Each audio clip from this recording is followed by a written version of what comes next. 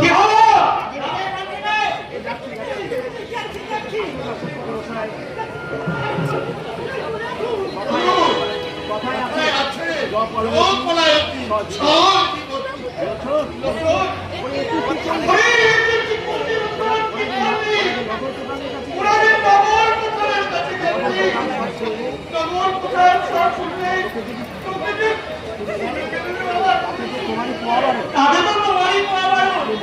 আমি বললে মনের সুখে ঘুরে বেড়াতে পারবে। তোমার কি লজ্জা নয়?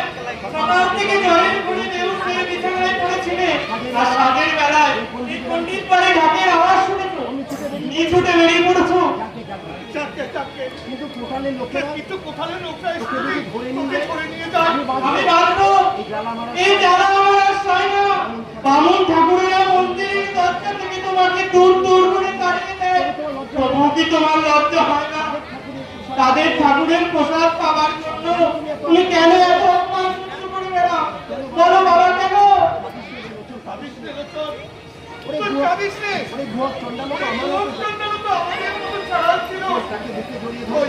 তাকে তো বুকে জড়িয়ে ধরে খবরদার বাবা, তুমি আমার